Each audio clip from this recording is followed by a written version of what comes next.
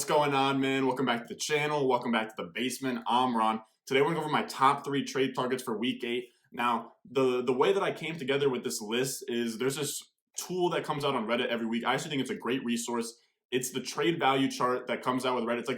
It's like a composite of Fantasy Pros and all these different websites. So I looked at that list, that chart, and I identified 3 guys that I thought were values on that chart. So I think it's a good way to kind of exploit the market a little bit, find guys that are kind of being valued too low by the community and by consensus. Now, before I get into that, make sure you go down below and comment any questions you have, whether that's start-sit questions, trade questions, waiver wire questions. I love responding to all of your guys' questions. I love helping your guys' teams. I want anybody that's watching this channel, subscribe to this channel, to do well in their leagues. While you're down there, leave a like and subscribe, man. And before I go on any longer, let's get straight to the video, man. Let's go.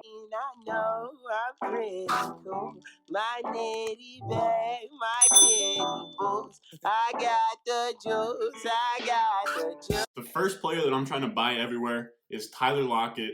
And I think that he's still just kind of getting disrespected. I know he had that big boom week. He just had 15 catches for like 200 yards and 3 touchdowns against the Cardinals on Sunday night. And I think everybody's still fucking disrespecting my boy Tyler Lockett.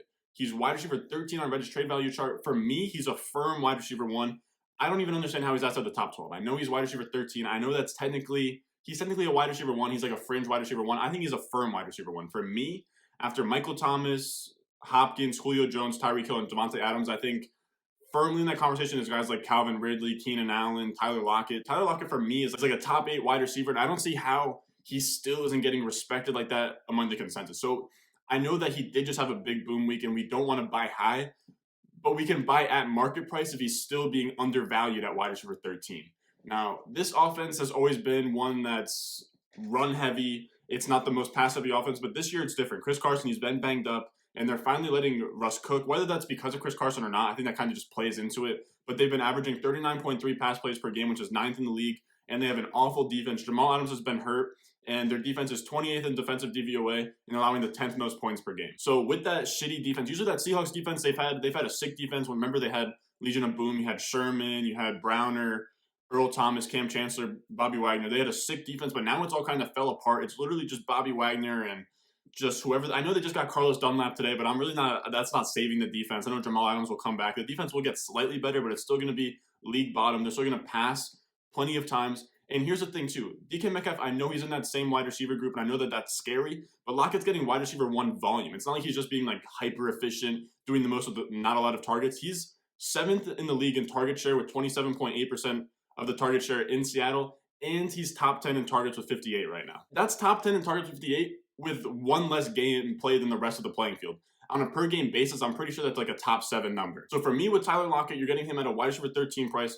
Personally, give me Russ's wide receiver 1. I know a lot of you guys love that boy DK Metcalf. I love DK Metcalf too, but I think when it comes down to it, I would say Tyler Lockett's probably like the 1A. It's pretty close with whoever it is, but give me one of the alpha wide receivers in an offense with Russell Wilson during his MVP season. Russell Wilson, he's going to win MVP this year. This is going to be an insane season. And right now, Russell Wilson's on pace to break the passing touchdown record. Right now, he's on pace for 58. The record is 55. And on top of that, Tyler Lockett has been the wide receiver 2 so far in 0.5 PPR points per game, averaging 19.8. So like I said, this feels like a buy high, but he's wide receiver 2. And if this Reddit trade value chart is truly true and everybody values him around wide receiver 13, he's a must buy because to me, he's top 8. The next guy on this list of guys I'm trading for is going to be Miles Sanders. And this is a trade that you want to make if you're 6-1, 7-0. If you're sitting at a good record, the playoff spot is pretty much locked in.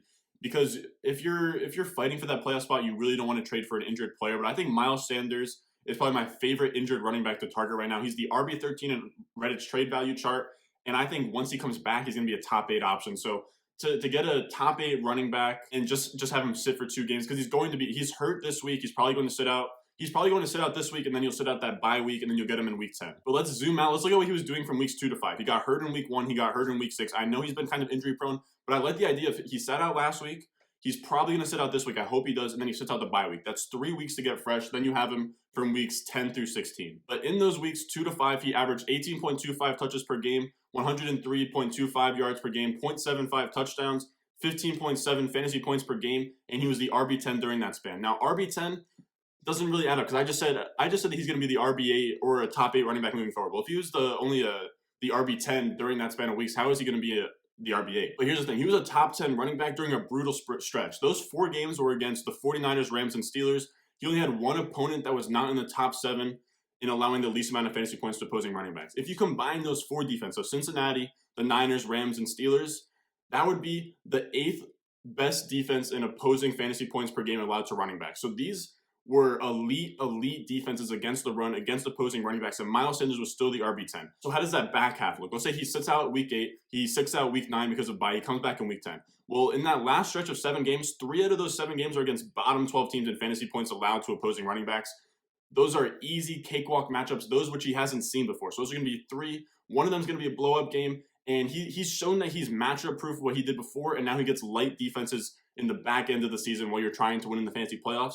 So I think that he's a great buy for teams that are trying to build for the playoffs. You go and grab Miles Sanders. Miles Sanders, he was hurt week 1. Now he's hurt now. A guy with Miles Sanders probably isn't doing so well in the season. So maybe you hit that guy up. You say, hey, boss, I know that you're struggling a little bit. Let me get Miles Sanders. Let me give you a Todd Gurley or something like that. So, you can make a deal like that where you give a win now type of player for a more high-end player that's hurt. You guys could see like some shitty-ass water bottles in a weird cup in the bottom right. Yo, that's my bad. I cleaned up the setup a little bit. Now I think I was even a little bit more centered onto the Penny Hardaway jersey. Maybe I'm a little bit more in between the 2 jerseys. Who knows? I know you guys came here for the content. You guys didn't come for the pretty shit. But we got the studio lights. I want to touch it up a little bit here, boys. But I want to look a little bit presentable. But as always, we come here for the content. You come here to win your leagues. And the last trade target I have for today is Leveon Bell. And I'm going to be honest with you guys. This is extremely speculative. There's not a lot of data for me to go off of because Leveon Bell hasn't played a lot this year. We've only seen him in a really bad offense on the Jets with Adam Gase. We haven't seen him since he was on the Steelers. And even that Steelers Leveon Bell, are we sure that even is the Leveon Bell we know right now? So this is a lot of guessing. This is a lot of predicting. But I saw him at RB29 on the Reddit trade value chart. And for me, that's just too low. This is a running back of Leveon Bell's caliber on the Chiefs who are going to score a lot of points. We know they just put up 39, 40 points in the snow. This is a team that scores points, and I want a running back on that team. For me personally, I think he's in the 17 to 21 range. I think he's a back-end RB2 instead of a mid-range RB3 like he's being valued right now. The numbers I can look at are the touch distribution from Sunday. We have CEH who had 51.1% snap share with 9 touches. That 51.1% snap share was the lowest he's had on the season, and that was just in game 1 with Leveon Bell. The previous lowest was 60% on the Las Vegas game. Then you have Darrell Williams. He has 27.8% snap share, 7 touches. Then you have Leveon Bell, 34% snap share with 6 touches. That's only a difference, 9, 7, 6 touches. For me, I think that Darrell Williams' number with 7 touches is going to go all the way down to probably less than 3 or 2. And we're going to see Leveon Bell eat into Williams, and he's also going to eat a little bit into CEH. I think over these next few weeks, we're going to see CEH hover around 50% snap share. Le'Veon Bell is going to be about 45, 50% snap share, and then Williams is going to be under 5% snap share, under 10% snap share, probably, in my opinion. Now, with that said, the Chiefs running back with a 45% to 50% snap share, like Le'Veon Bell, who's getting touches, to me, I just can't discount that at RB29. And you have to remember that if CEH was to go down with some kind of injury like Nick Chubb just did, he would be the de facto Kareem Hunt in that offense. So you have to factor that into your evaluation of Le'Veon Bell going forward. So to me, like I said, he's a mid-range, he's like a back-end RB2. I would trade for him just for the simple fact that he's Le'Veon Bell. He's on the Chiefs. Andy Reid's going to scheme up that offense. He had 0 catches on Sunday. We're never going to see that again with Le'Veon Bell. He's probably going to get way more catches in that offense. He's going to score points.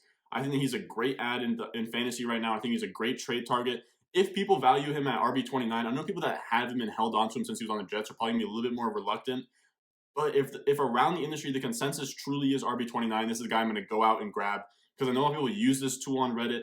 I know people respect the Reddit trade value chart. I think it's a great tool myself, but I think that this is just a little bit too low on Le'Veon Bell. So I think he's a great trade target for wherever you are in the season. But I would say you want to have more of a winning record because I think Le'Veon Bell's true value is going to get unlocked in 2-3 weeks when he finally settles into the offense, learns the whole playbook. If you made it this far, man, I appreciate it. Make sure you go down below and subscribe. And while you're down there, comment. Let me know what you think about the setup, man. We got the studio lights coming in. I had my boys hook me up with it. We got the jerseys in the background. I know I think I'm a little bit off right now still. I tried to get the waters out of the back. But let me know how you guys like the setup. You guys want anything else going on in the background? And let me know if you guys have any recommendations for future videos. I know I'm about to, if it doesn't drop today, it's going to drop probably tomorrow. My new show I'm doing on this channel, but there's a lot of exciting stuff going on in this channel, man. And as always, you can find me on Twitter, and I'll see you in the next one.